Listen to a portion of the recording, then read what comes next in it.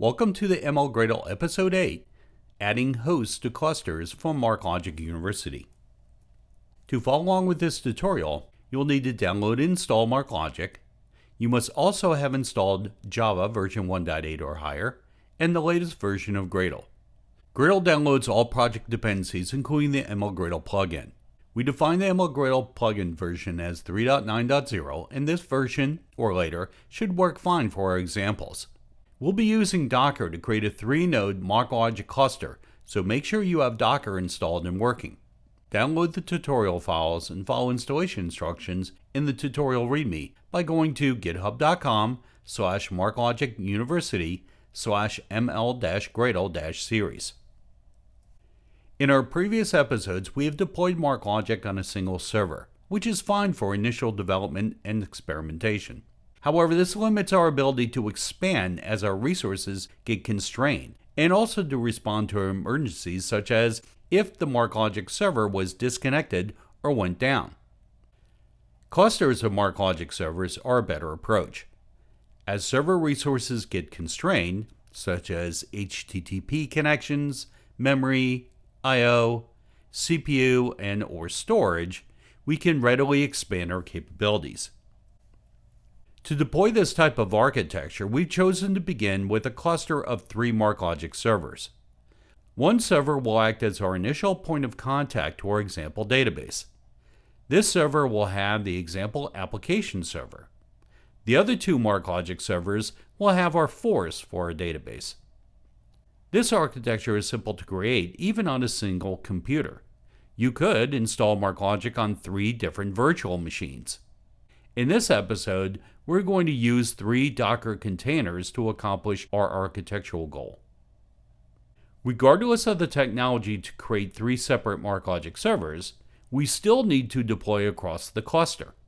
We'll also need to do the post-installation steps on 3 separate MarkLogic servers. We'll need to add the 2 MarkLogic D nodes to the MarkLogic E nodes cluster. With our MarkLogic servers now added to the same cluster, we can redeploy our example application, database, security needs, etc., but now take advantage of our new architecture. We're using a shell script to export our environment variables to use as part of our MarkLogic deployment process. This could be either a Linux or a Mac shell script or a Windows batch file. Similar to our encryption script in Episode 7, this should not be treated as artifacts to be checked into source control. This would be created as additional scripts to not share sensitive information. When the 3 MarkLogic Docker containers are created, a temporary 4th container calls our deploy cluster script. The host names for the 3 MarkLogic Docker containers are passed as arguments. When the 3 MarkLogic Docker containers are created, MarkLogic is installed and started in each container. The 3 MarkLogic servers are initialized. Only the first MarkLogic server needs an administrator user created.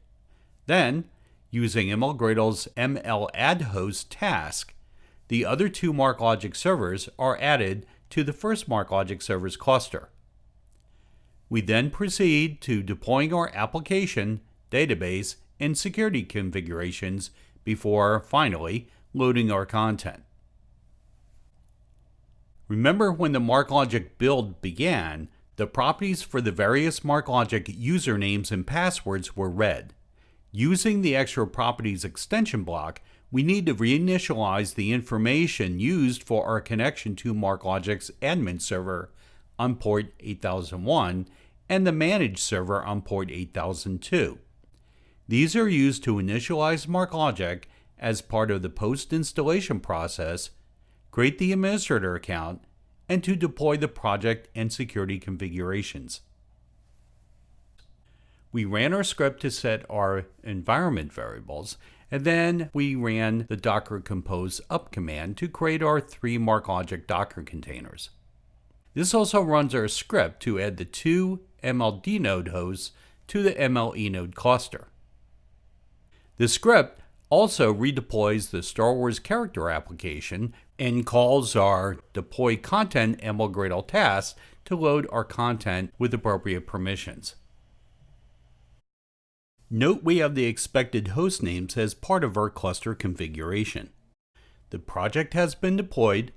Our example application server, database, forest, and other configurations have been created. We are now ready to view the example application again. In our browsers, we again navigated to http://localhost:9010/login.xqi. We logged in with the username of Leia and the password of Leia, and we can still see both Rebel and Empire documents exactly as our security in our previous episodes have determined. To get MarkLogic, download from developer.marklogic.com. The examples from this episode are available from MarkLogic University's GitHub repository at github.com/marklogicuniversity. Get more training by visiting marklogic.com/training.